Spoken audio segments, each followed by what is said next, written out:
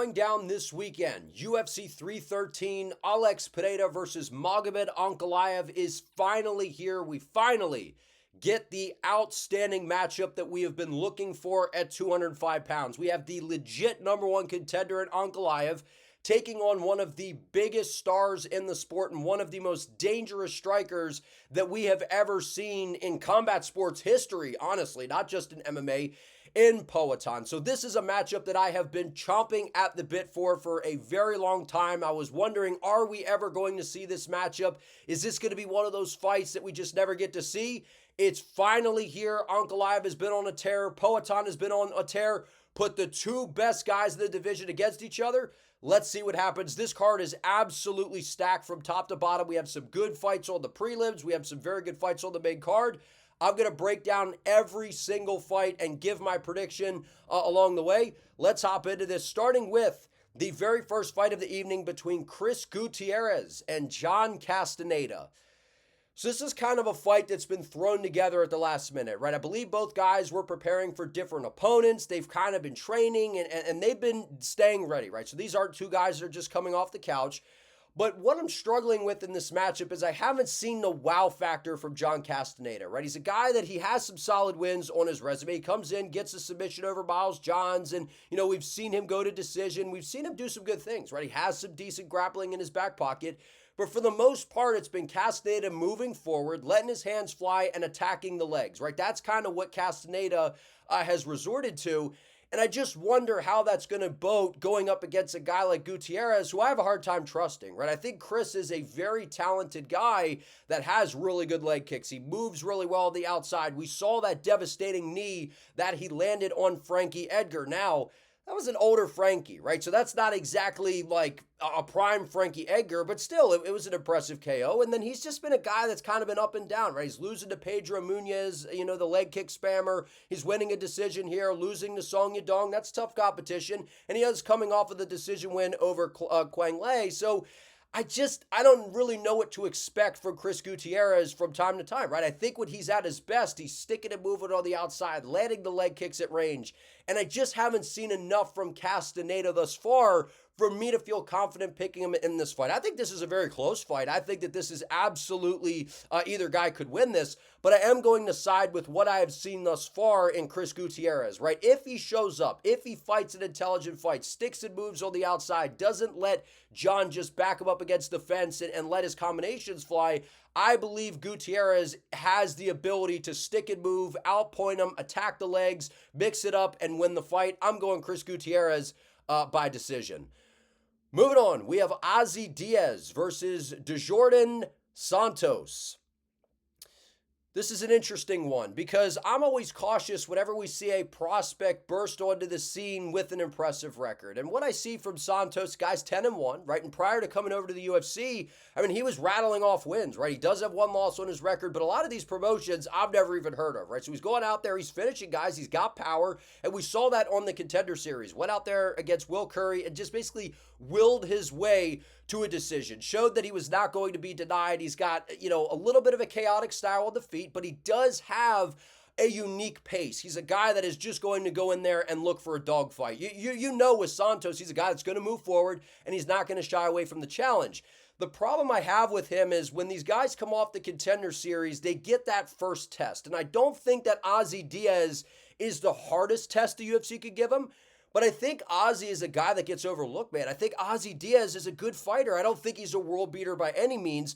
But from what we've seen from him prior to getting to the UFC, this is a guy I watch, right? Goes out there in LFA. This was a nasty finish over Bruno. Then comes on to the Contender Series, gets starched by Joe Pyfer. Okay, so you got starched by one of the hardest hitters we've ever seen at 185. At least currently, right? Joe Pyfer is a serious problem at middleweight. So no harm, no foul. And then he rattles off 2 wins, right? Goes into LFA, beats Chuck Campbell with an impressive KO, gets another win, and then the UFC likes him, and they call him, and they're like, come on, man, come on back.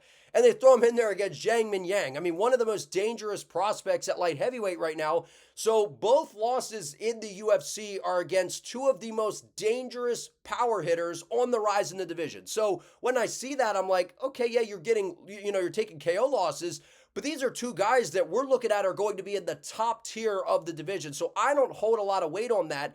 And I think that Ozzy Diaz is a better striker than Santos. I don't think Santos has some wow me type of grappling that he's going to just show us on display. Maybe he does. I don't know. But from what I've seen from Santos, I'm not sold, man. I'm not sold. I think he's chaotic on the feet. I think that he does have this determination, right? And he is 27 years of age. And we saw in the Contender Series that he's got this excitement to him.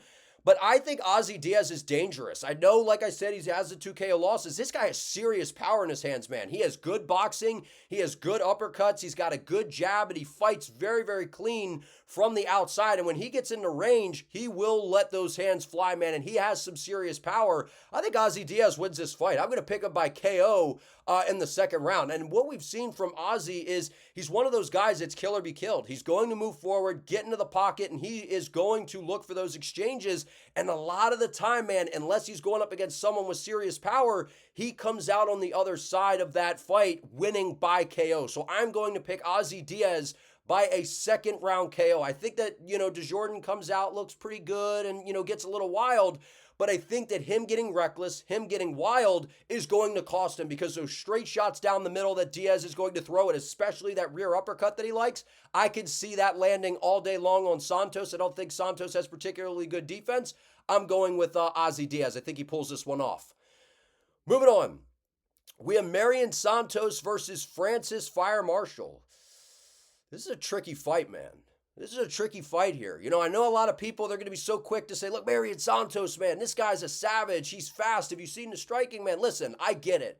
And I'm right there with you. I think Marion is an absolutely spectacular talent. I think that he's fast on the feet. He's got devastating leg kicks. And one thing about about Santos, he has good takedown defense. Even if you take him down, he works well back to his feet, and he has a really good sprawl. He shucks guys off very, very well. He has good eyes for recognizing the takedown. So he's not a guy that we've really seen just get taken down and completely trolled a lot, right? Completely controlled a lot. So to say that Francis comes into this fight and just takes him down and, makes it a dirty, grimy type of fight, that's Francis's key. If he could do that, he could absolutely win this fight. But for what I've seen from Francis, right, comes off the Contender Series, get the decision win over Connor Matthews, showed in his debut, the guy, has finishing ability, but he comes off a loss to a guy like William Gomez. When I look at the frame of Gomez, I'm not saying that that's Santos, but that's kind of a similar style, right? Float around on the outside, utilize some of the rangy techniques, be speedy. That's what Gomez did, right? And he won, by decision, goes out there, loses to Isaac Dalgarian by finish, and he's coming off of a split decision win over Dennis Bazukia, who I don't think is UFC caliber. I was surprised that Dennis ever ended up in the UFC. I think a lot of that maybe has to do with, who he trades with. But I never thought Bazukia was a UFC talent, right? So I take that win with a grain of salt. And I know that, Francis is improving. I know that he has good grappling and he's the guy with the experience. But Santos is dangerous, man.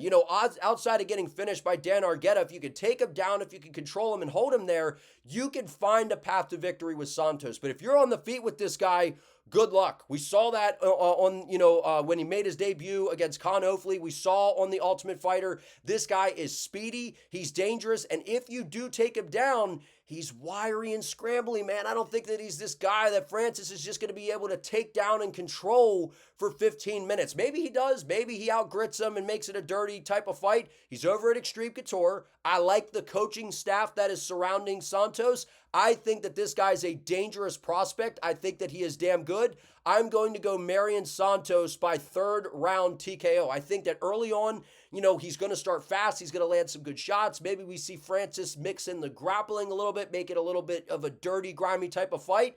But then ultimately we see Santos create that separation, let his hands go, let those nasty leg kicks fly. I think he batters the movement of Francis by, taking out that lead leg. I think Santos is fast, he's hungry, and this guy is seriously dangerous, man. I like everything about Marion Santos. I like his swag, I like his style. I think he's able to find the finish late in the fight, but Francis can't sleep on the guy. He's got a good skill set. Moving on, we have Alex Morono versus Carlos Leal. This is a, big favorite here on the side that is Carlos Leal. Look, and I get it. Look, Carlos Leal, I mean, this guy's dangerous, man. He's fought over in UAE Warriors, over in LFA, getting some finishes. I think he was in the PFL, here with that finish over Taylor. this is a guy that has a lot of experience, man. He's not some guy that just came into the UFC and it's like, we don't know. There was plenty of tape out there, specifically from PFL with Carlos Leal, to where I'm like, look, this guy's dangerous, man. He's got some serious pop in his hands. He's a big, strong guy, right? We saw that in this absolute robbery with Rinat Fakhretdinov. I mean, I picked Rinat to win the fight, and he did not win this fight. Carlos Leal, I thought, convincingly won this fight against Fakhretdinov, but he did not get the nod. But either way, Carlos Leal is dangerous. He's 30 years of age. He's got a wealth of experience. He's fought in multiple different organizations, and he's good, man. He's got good power in his hands. He moves forward. He has a fan-friendly type of style, and he's a hard guy to just take down and control, right? He's not the easiest guy to manipulate because he is very strong. Now, Alex Morono, at one point, this was a guy that was kind of like this fun, I don't want to say, he's kind of became a journeyman at this point, but he was one of those guys that kind of threw his name into the hat. He's got that weird style. His hands are out and just kind of picks and pokes at you on the feet. But he's someone that I thought should have utilized his grappling more. I think that he has very good jiu-jitsu. I think that he kind of hasn't tapped into his full skill set all the time, right? And we've kind of seen that along the way, especially his last 5 fights, to where he got the submission over Tim Means. I mean, I know Tim Means is an older guy, but you got to see that Morono has good submissions in his back pocket. We saw him lose to Joaquin Buckley. No shame in that. Buckley's, a beast. Court McGee, okay, he gets a decision over him. Court McGee's not particularly good, especially an older Court McGee. Goes out there, loses a decision to Nico Price. I mean, that is the fight that I saw that, and I'm like, I think Morono's done, dog. You lose to Nico Price by decision? Like, I thought Nico Price was a guy that I'm like, he should hang it up. He shouldn't even been in there. And that was 9 months ago, right? That was 9 months ago he's losing that fight. Then he goes out there and loses a split decision to D-Rod, which I was like, okay, D-Rod's not a bad striker, but he's older. D-Rod's older. So I don't like what I have seen with the trajectory of the career of Alex Morono, hence why Leal is such a big favorite, although I think that this is a little bit closer than what the odds are here. But I do think Carlos Leal wins this fight. I just don't see what Alex Morono does better. I'm going to go by decision. I don't know if he's able to get Morono out of there, so I'll say decision. But I just think Leal's better. He's got more power. What's Morono do better than him? Is he going to take him down and utilize his jiu-jitsu, utilize some of the submission game? I don't think so. Maybe if it gets there, he could pull something off. But I see Carlos Leal staying safe. This guy, he's got good grappling of his own, right? And I think the power is on the side of Carlos. He does have good technical striking. He's a big, strong guy. I mean, I'm surprised you saw him like ding ding knocking on the door, man. Like that dude looked insane coming off, on short notice into that fight with Fakhretdinov. I cannot believe how shredded the guy was, right? So he's a powerhouse. Think he's gonna be too much for Alex Morono. I got Carlos Leal by decision. Moving on, this is a banger right here. I thought that this could have been on the main card. We have Bruno Ferreira versus Armen Petrosyan. Straightforward fight to me. I think the more technical, cleaner, aesthetically pleasing fighter is clearly Armen Petrosyan, right? This guy has really, really good striking on the feet. Everything comes from where it's supposed to. He's got a good laser beam left hand, good kicks, good elbows. He does everything well on the feet, right? A very well-rounded guy in terms of the striking. We have seen some things with the grappling to where I do think that is something that maybe Bruno could look to go to, right? But I think that ultimately this plays out on the feet. The UFC knew what they were doing by booking this matchup because Bruno Ferreira, this dude is absolutely dangerous, man. There's no question about it. He's got legit power in his hands, and we've seen that, right? He goes out there and counter, through that left-hand counter, on Gregory Rodriguez, knocked his ass out. And we've seen Gregory Rodriguez, UFC was, throwing him in there against Cannonier. That was a guy that they were looking to try to build. This guy starts Gregory Rodriguez, right? So that was a very impressive win. Then he goes out there and gets finished by Nursultan Ruziboev, who I think the world of. I think at 185, Ruziboev, as long as he stays at 185, is a true problem for everybody. And then it, goes out there, finishes Phil Hawes, gets the spinning elbow KO over Dustin Stoltzfus, which was very impressive. And then he loses to Abus Magomedov. He was having a lot of success, and then he started, Abus took him down, was able to submit him. So a little bit weird there, right? Because Abus Magomedov, not exactly a guy known for his gas tank. So I don't think it's a bad loss, though, because I think Abus Magomedov is still a skilled fighter. But to me, this comes down to, are you picking the technical, magician out there, the wizard who's just going to sit out there and make everything look nice? That's what we've seen from Petrosyan. We saw that against AJ Dobson. We saw it against Christian Leroy Duncan, who, by the way, that's a good striker as well. So that's a good win by Petrosyan. He's lost 2 in a row, right? Got subbed by Rodolfo Vieira, different style of opponent. And then he goes out there and gets made a highlight against Magomedov with that very creative double spinning back fist. Arman's good. I think he's more technical. I think that there's a chance that he can outpoint Bruno by decision. But a lot of things that I think people are missing with this is Bruno does have decent grappling. I don't know that he uses it in this fight, but if you go back and watch his fights prior to getting to the UFC, he has some good takedowns, and he's a big, strong guy. He's got power. He's, not an easy guy to get off of you, but I think this plays out on the feet. I think that Bruno is able to time a shot on Arman Petrosyan in probably the second round, I'm going to say, and is able to finish him. I think that Arman's going to be ahead. I think that he's going to be, getting a fast start here, getting in his face, picking and poking from the outside. But I think when you're fighting a guy like Bruno who just possesses that crazy power, you have to be so careful. I see him catching Arman with something. I think Arman's a little bit on the downhill now. I think that if he loses this fight, the UFC might cut him. But either way, he's a technical fighter on the feet for sure. I just think Bruno Ferreira's power, unless you have crazy power that can threaten Bruno or a crazy submission game like we saw Boost take him down and sub him, I just don't think that it's going to be easy to beat Bruno. So that's why I'm picking him by second round finish. I think early on it's close, and then he ultimately finds that shot. Moving on. This is a great matchup right here between Ray Tsuruya versus Joshua Van. Now, it's a great matchup, but also kind of weird, right? I like that we have the 22-year-old Ray Tsuruya and the 23-year-old Joshua Van. But look, Joshua Van, got into the rankings, and I'm like, look, he's in the rankings now, like in flyweight, which is a, division that we're starting to kind of develop some guys in the flyweight division. There's some fun matchups out there, right? We got, Kaya Sakura. We have some, some fun strikers out there. Maybe we could give Joshua Van a big fight. But what this tells me here is not only are they putting 2 young guys together, but I think that they're trying to kind of slowly build Joshua Van and work him up into the rankings because the guy is only 23, man. I cannot believe that he's 23 years of age. But he's basically, I don't want to say a veteran, but he's got good experience in the UFC now. And every fight that Van has been in the UFC, I picked him to win. And I was only wrong one time, right? Because he went out there and he beat Kevin Boras by decision. He's able to get the finish over Felipe Boons. He lost to Charles Johnson. This was a very, very close fight. It was a good back and forth. And then we've seen, look, Charles Johnson, if you slow any, as the fight plays out, Charles Johnson gets stronger, right? We saw that in his most recent fight against Ramzan Tamirov. I mean, Charles Johnson's really good in the third round, and he was able to find a shot later on in the fight against Joshua Van. But Charles Johnson's a tricky fight, right? He's a long-rangey guy. He's got good footwork. He stings and moves from the outside. That's a game opponent, right? So I don't hold too much there. But then he comes in on short notice against Edgar Chairez, and I rolled the dice. Look, I think Joshua Van wins this fight. I think his boxing is really, really good. He's a hard guy to hold down because that's been one of the evolutions in the style of Joshua, man, is his grappling defense. His overall grappling's gotten better, but his takedown defense, it has really, really improved. And that's important in this fight because Ray Tsuruya, he's not going to want to stand with Joshua Van. I'd find that hard to believe if he came in with, a game plan to just stand in front of him. I think Ray Tsuruya is going to be diving for the legs, looking to get this fight to the floor because Van has some of the best boxing, I think, out there right now, especially in the flyweight division. And you saw that against Edgar Chairez, right? Edgar Chairez has he's a well-rounded guy. He's gritty. He's tough. He's got a well-rounded skill set. And Joshua Van has good eyes for seeing the takedowns. And not only can he avoid the takedowns well and keep it on the feet, but if you take him down, he is very, very efficient at getting back to his feet, digging for underhooks, getting a wizard, getting off the fence. Like, he is a very, very developing fighter at only 23 years of age. Goes out there against Cody Durden, got taken down. I'm like, here we go. Is this going to play out kind of what the worst nightmare was for Van coming in? No, got back to range, marched him down, got in the pockets, was slipping and ripping. Love everything about Joshua Van. And Ray Tsuruya, coming off road to the UFC, won his debut against Carlos Hernandez.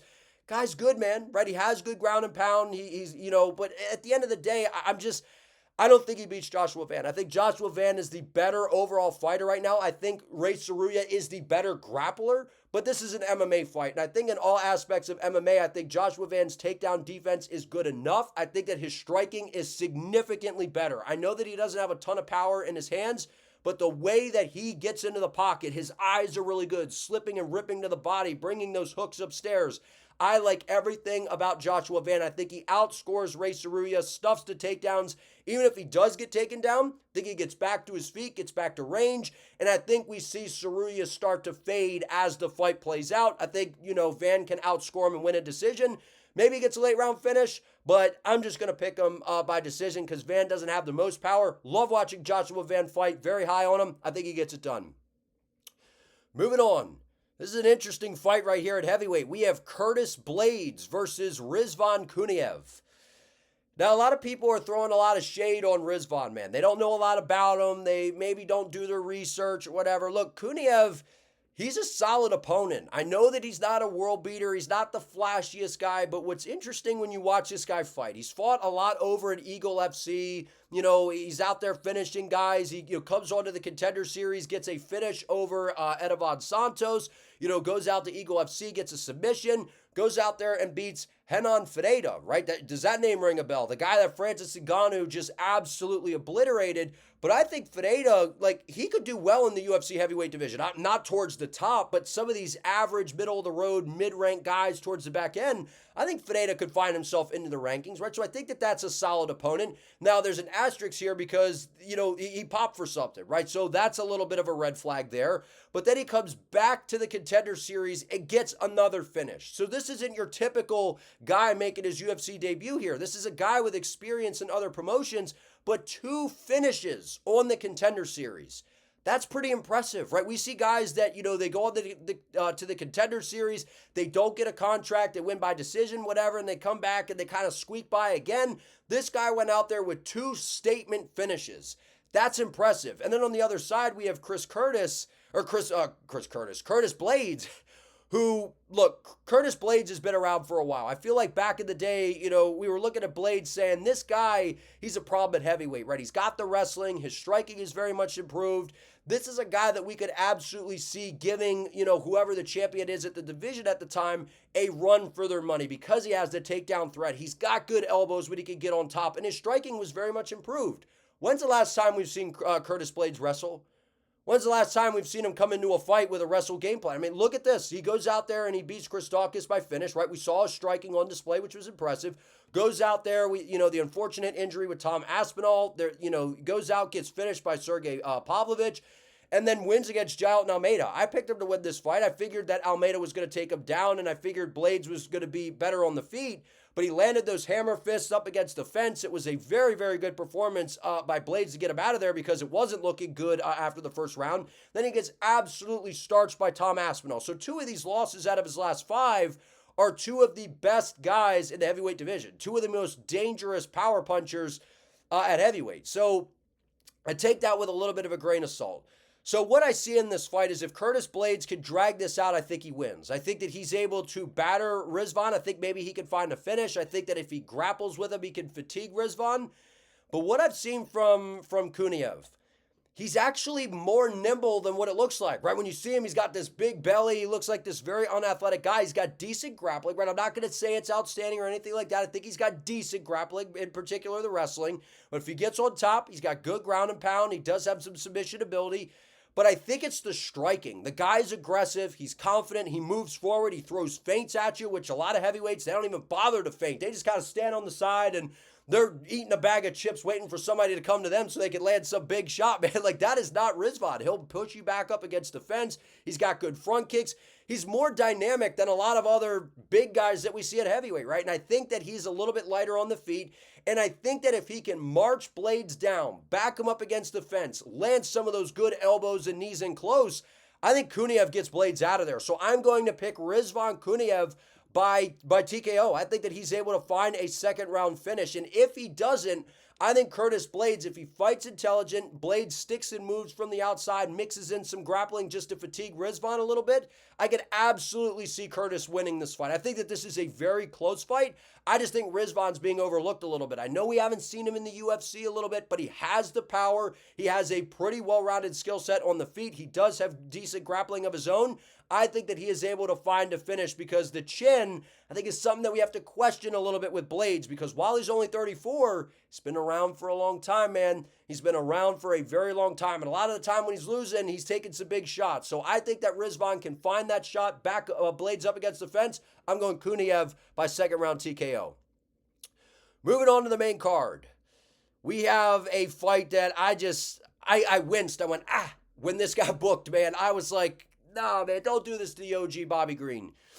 Mauricio Ruffy is going to absolutely violate Bobby Green. He first round KO. Maybe it happens in the second round.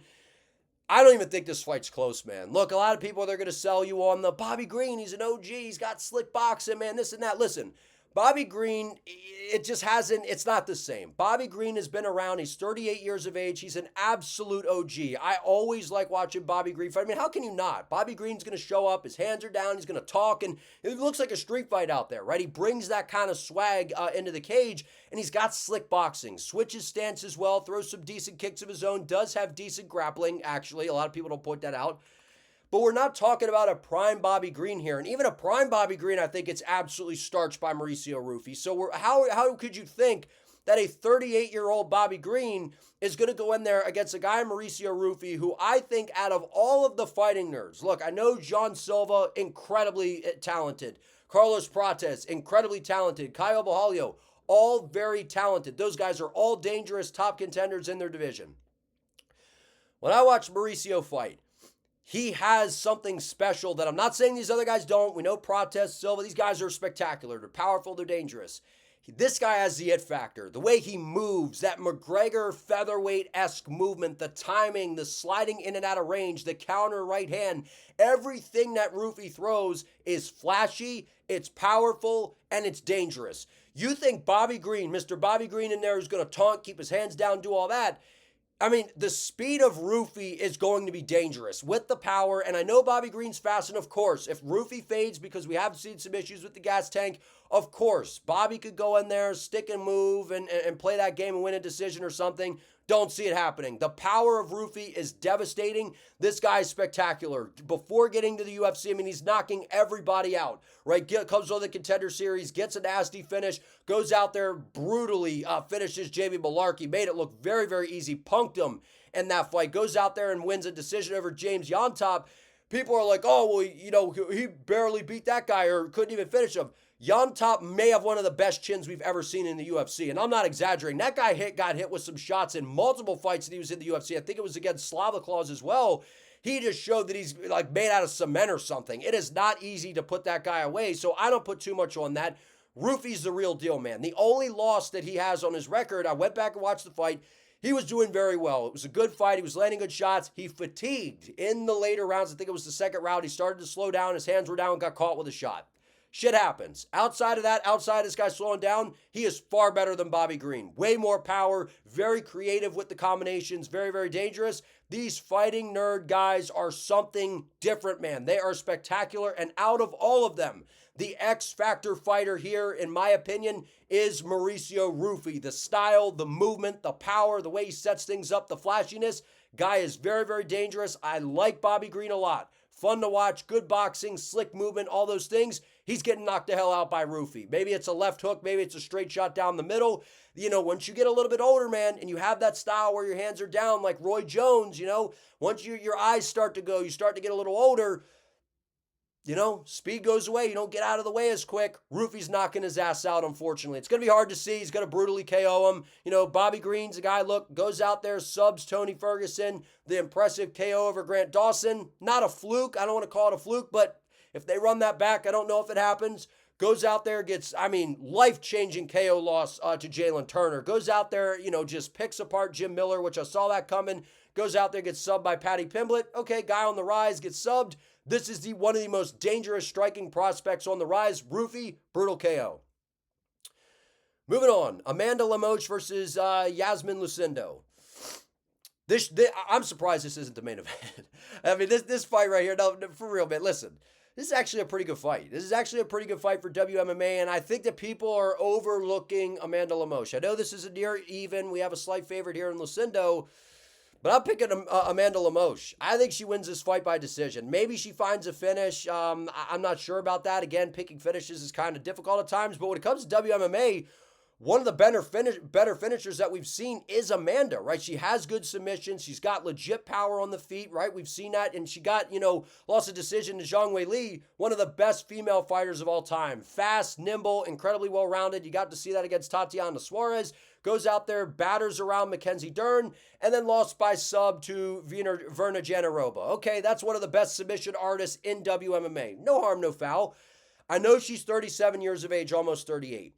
The problem I have with Lucindo, look, she's good. There's no question about it. She's on the rise. She has good striking on the feet. I think she's pretty good. She gets a little bit reckless. And when she gets reckless, there's not a lot of sting on her shot. So it's not like she's compromising technique to go ooga booga.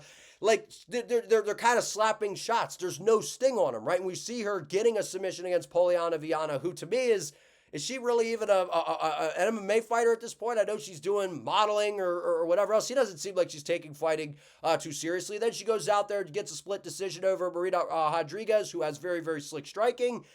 I think Amanda Lemos's problem is power is a problem. I think that Lucinda, if she can mix in the grappling and control Lemos on the ground, sure, she can win this fight. But I think Lemos is strong. I think she can stuff the takedowns. And if she keeps this fight on the feet, while Lucinda may win on volume, the damage is going to be significantly on the side of Amanda. She has a lot more power than Lucinda. I'm going Lemos by decision. I could possibly see a finish as the fight plays out, but if Lucinda comes in intelligently, I believe she trains with Virna Jandiroba, which a lot of people are like, oh my God, that means that she's going to be, some outstanding grappler. Like, she does have good grappling, but she's not Virna, right? Just because you train with that person doesn't mean you're them. Of course, you're going to learn some things and it's going to make you better, but she doesn't have the same grappling ability as Jandiroba. So put that to rest right now, at least unless she shows us something in this fight. But if she takes her down, controls her, of course she can win it. I think it stays on the feet. The more damaging shots are going to be on the side of Lemos. I think Amanda gets it done. Moving on, absolute banger at lightweight between Jalen Turner and Ignacio Bahamondes. I've went back and forth on this one because I think Jalen Turner, he's had a rough murderer's row, man. He goes out there, he beats Brad Riddell, he loses a split decision to Mateusz Gamrot, who we all know he's got a crazy wrestling style. He's got this crazy pace, loses a split decision in an absolute war to Dan Hooker. Then he goes out there with that brutal KO and horrible stoppage against Bobby Green, and then he gets finished against Renato Moicano. He was beating the shit out of Moicano. He could have had him out of there, just wanted the UFC 300 walk-off KO feel, and I get it, but you made a mistake. And it was a learning lesson for Jalen. It was a learning lesson for a lot of fights. If you stand in front of Jalen Turner, you're in trouble. He's got great speed, he's long, he's rangy, and he's a sniper. And he is dangerous with his submissions as well. I know he doesn't have the best wrestling abilities, but he does have some solid submissions, so you can't forget about that. But I think the long, rangy tools of Jalen could be a problem for Bahamondes in this fight. And something interesting about this matchup. Both of these guys have the exact same measurables. Both of them are 6'3". Both of them have a 75.5-inch reach. And I think that's important. Why is that important? Well, both guys are tall and rangy. Yeah, we get that. But both of these guys are used to being the tall, long guy, right? Where they're used to being this tall guy who could just kind of slip out of the way and do these different things. When you have another guy in front of you that can match your reach, match your height, it changes things a little bit, especially if you're not used to that. So this is a different style of opponent for each other. I mean, I know we saw Turner against Dan Hooker, who's also a tall guy for the weight class, but both of these guys kind of cancel out some of those attributes that they weaponize against their opponents. And what we've seen from Bahamondes, this dude is spectacular. He's training with Bilal. We keep hearing Bilal say, listen, this guy, Leon Edwards had nothing for me. I'm in there training with Ignacio. This guy is one of the best strikers in the world. So when Bilal's saying that, that is very high praise, right? Goes out there, gets a sub win over Rongju, and that was a while ago. Now feels like we've seen a newer version of Rongju, still a solid win, right? Goes out there, beats Trey Ogden. That's a tall, rangy guy, right? So I think that's a pretty solid win. Goes out there, loses a decision to Ludovic Klein. I think Ludovic Klein's a pretty solid fighter. Stock kind of dropped a little bit after the Roosevelt Roberts fight, but I think he's still very good, right? Goes out there, finishes Christos Yagos, and this fight right here really put him on the map. Going out there at the Sphere, starching Manuel Torres. What we've seen from Bahamondes, he's technical, his kicks are very good. He is a very well-rounded striker on the feet, can mix up the stances. He is very, very, very polished. But I think Jalen Turner's dangerous. I think Jalen Turner, I think this is very, to be honest with you, I could see Jalen Turner beating the hell out of Bahamondes. I think he could beat the shit out of him, possibly get him out of there, because Jalen's dangerous, especially early on. But I like what I've seen from Ignacio, man. I like what I've seen from him. He's surging. He's got the confidence. And what we've seen from Jalen Turner is if you could take him into a dogfight, you can find a way to get him out of there. And I think that it happens in the third round. I think Ignacio Bahamondes, it's a very competitive fight early on. The difference here to me is if Ignacio gets rocked with a shot, he's going to bite down and fight back. When Jalen Turner gets rocked with a shot, we see him kind of turtle up. We see him kind of, shell up a little bit and not, get back to it and kind of shut down, right? So I think that Bahamondes is going to find that shot later in the fight.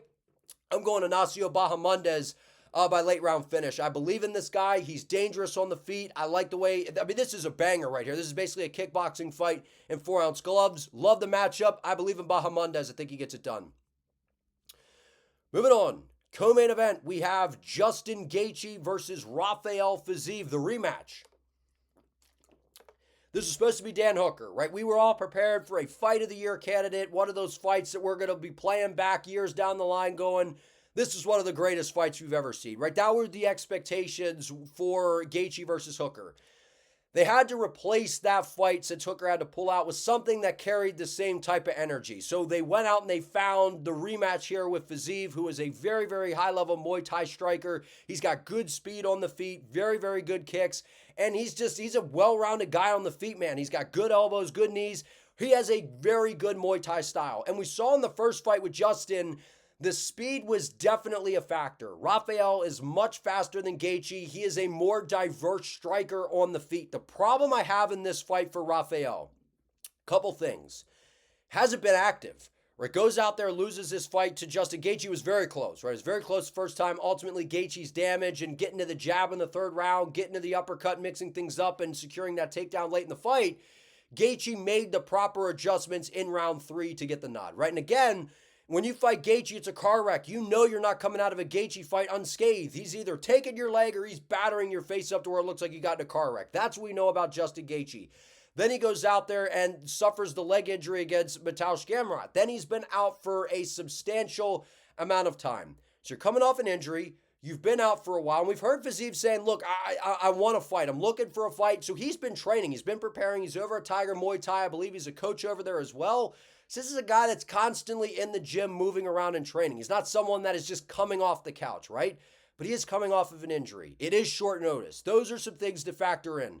But to me, it's more of what I think Gaethje can do in this fight. Now, I am concerned, right? Because we saw this fight happen, almost 2 years ago, got the decision, goes out there, KOs Dustin Poirier for the BMF title, goes out. I mean, that was spectacular. Going out there, set that high kick up beautifully. And then he goes out there and he's getting destroyed by Max Holloway. Absolutely picked apart. It's a masterclass performance by Holloway. They duke it out for the last 10 seconds. Gaethje answers the call to slug it out for the final 10 and gets brutally KO'd. One of the nastiest, if not the nastiest, one-shot KO in UFC history. I don't know if Justin Gaethje is going to come back the same from it. I don't know if we're going to see the same Gaethje, man. I don't know. He's 36 years of age. He's taken a lot of damage throughout his career. While he has, he's 25-5. Most of the time, Gaethje's the guy going out there getting the finishes. He's been finished by Poirier back in the day, finished by Eddie Alvarez back in the day, and even fights that he's winning, he's getting in wars, right? Even against Michael Chandler, right? He goes out there and, gets a win, but he took a lot of damage. Goes out there against Oliveira, gets subbed, but he took a nasty right hand. He took some shots. So Gaethje's going to take some shots in this fight. Fiziev is faster. He's more technical. Gaethje tends to go ooga booga mode and forget the technique and load up too much and cost himself. But I think if he makes it through the first round okay without taking too much damage or getting caught with a shot, I think Trevor Whitman usually settles him down, tells him to fight behind the jab, fight a little more technical, be patient. I think Gaethje is going to make the correct adjustments. I don't think he's the guy to come back and be, phased by anything. I'm going to pick up by decision. I think it plays out very similar to the first fight. I think that it's going to be close. I think we've seen Fiziev fade as the fight progresses, considering he's taking it on short notice. I know he's a guy that's in there training, but still, right? We've seen him fade in his fights. We saw it the first time around against Gaethje. I expected him to be fast, excited, all those kinds of things. Getting a rematch against Gaethje, I don't think he ever thought he was going to get a rematch, right? So this is a very exciting opportunity for Rafael. But I think Gaethje's leg kicks, the way that he is going to land the uppercuts, he's just got to be careful dipping his head. He's got a bad habit of doing that. I could see Fiziev timing a knee or something. But I think if Gaethje fights smart, fights behind the jab earlier on, hides the leg kicks behind the hands because he was landing some good ones on Fiziev, I think Gaethje wins this fight. Now, if Fiziev comes out, pow, pow, pow, moving around, zipping and moving, he absolutely could get Justin out of there, because I think that this is a very vulnerable Gaethje coming off of that loss to Holloway. We've heard him kind of talking about retirement. That shit makes me nervous, man. It makes me nervous. But when have we seen these guys in these big fights step in on short notice to where it's kind of went their way? Kind of hard to find some of that, right? So I think that given that Gaethje was preparing for Dan Hooker, he was going to a place where he's like, I'm getting into a crazy battle here, right? He was expecting that. It's now a 3-rounder against Rafael Fiziev, a guy that he's been in there with. He knows what the speed is like. He knows all those different things. I think Gaethje finds a decision in this matchup. Maybe we see a finish by either guy, but I think Gaethje wins by decision. I think he creates damage, fights behind the jab more. I got Gaethje. Finally, last but not least, the main event between Alex Pereira and Magomed Ankalaev. This is a fight that, man, come on, man. I've wanted this fight for so long, dog. I've wanted it for so long, and a lot of it has to do with I am a huge fan of Magomed Ankalaev, but I am also a big fan of Alex Pereira. Don't get it twisted. I've been watching Pereira for many, many years, man. A lot of people are new on the scene. They're the poetards that a lot of fans cannot stand. The guys that have not seen anything from Alex outside of the UFC other than a few highlights against Izzy back in kickboxing. I know Alex's game like the back of my hand. I've been watching him for so long. His style is unique, and he is one of those guys that it feels like we are witnessing a once-in-a-generation type of fighter. A guy that has this aura of, he's scary, he's big, he's got ridiculous power in that left hook. The way he sets up those kicks, zero telegraph on him, more of a Dutch-style technique. He does a lot of unorthodox things in there that are very unique. And just the guy in general, he is a freak of nature. His head's massive, his hands are huge. Like, he's just built different, right? When people say that someone's built different, that's Poatan, without question. He is the better overall striker in this fight. He absolutely is the better overall striker. He's got nasty leg kicks. That left hook is something to behold, but he is a guy that gets hit. He's a guy that gets hit. He likes to move forward. He was getting outstruck by Khalil Roundtree. We saw Jan Blachowicz land flush on the chin, right? We've seen some things. But look, Pineda's a guy that ever since moving up to 205, I don't even know how the hell he made 185, man. I'm just going to be honest. I have no idea how he did it. And I know a lot of that was to fast track his career, right? Because of the Adesanya history. He goes out there, beats Izzy in the 5th round of their first fight. He's getting outstruck, man. He's getting picked apart by Adesanya. Comes out in the second fight, gets absolutely starched. Goes out there against Jan Blachowicz. I think that's the hardest fight, the hardest matchup outside of Ankalaev maybe that we could find stylistically for Poatan in the division. A guy that's got very good Muay Thai, very good power on the feet. Jan's just very well-rounded, has underrated grappling, and Pereira squeaked by. A lot of people thought Jan won the fight, but look, either way, Poatan did what he had to do. He showed us that he could get put in bad positions with the grappling. He can find a way to get out of those, survive, and get back to range, land those leg kicks on a guy as good defensively as Jan Blachowicz, get the jab going. We've seen very good things from Pereira on this light heavyweight run, man. This guy has just been on a generational run. Going out there, getting the finish over Yuri Prochazka. Again, kind of an early stoppage, maybe, right? That's kind of been out there. Goes out there, starches Jamal Hill with a nasty left hook and then memed on him. Goes out there and head kick KO against Yuri Prochazka. This was a flawless performance by Alex Pereira. Short notice for both guys. They saved UFC 303. This was a perfect high kick setup. And then the left drifting back left hook. The guy was on the tiptoes of his feet, drifting back, landing a left hook, starching Yuri Prochazka, dropped him at the end of the first round. I'm like, this fight's over. Second round, he's going to come out aggressive and put him out of there.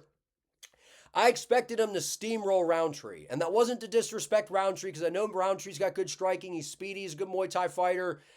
But I thought Alexi's just seen that style before. And he's seen that style. And I know that we kind of say he struggles with southpaws a little bit. And that's partially true, right? I think it takes him a little bit to get going. We saw when Adesanya would mix up the stances. Pereira didn't seem to have the same answers against southpaws. But we saw against Jamal Hill, we saw against Roundtree that his tools adjust. He throws the switch kick to the lead leg, the front kick up the middle, and that left hook is sneaky, man. He'll throw that high kick. We saw that against Powell on the regional scene before the UFC, to where when you lunge forward, especially when you're a southpaw, that left hook will sneak right over that lead shoulder, man. It's sneaky fast. And all of that being said, I'm a big fan of Pereira. I like everything that I've seen. I think he loses.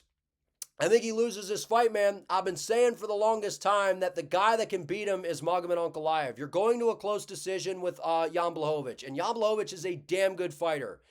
But when I look for the most complete guy in the division, a legit contender, a guy that has devastating power in his hands. I know he doesn't always knock everybody out, but what we've seen from Ankalaev, he has outstanding eyes for, when it comes to the boxing, slides in and out of range very well. He's very athletic for a light heavyweight. His timing, his precision, he has a laser beam of a left hand. He switches the combinations. He throws that switch step, left hand, leaves it out there, moves forward, throws that right hook that he obliterated Johnny Walker with. This is a dangerous striker on the feet if you entertain the striking with him. Unless you're like just back foot Rakic running for 15 minutes. I mean, Rakic ran from Magomed Ankalaev. He knew the threat that Ankalaev possessed on the feet. He's got good kicks. He's got good timing. Magomed Ankalaev, for MMA standards, is an elite striker. I believe that he is, and I believe that he has better boxing than Pereira. I know Pereira has the great equalizer, the left hook. He has the better leg kicks, and he has the guy with all the kickboxing experience. I don't believe that Ankalaev can straight up kickbox with Pereira and win the fight. I think there's a shot. Because he's a speedy-handed southpaw. We saw Roundtree drop him. We saw some things that, Pereira struggles with speed and he leaves his hands down. His reaction time's not the best. Doesn't always move his head out of the way of the straight shots.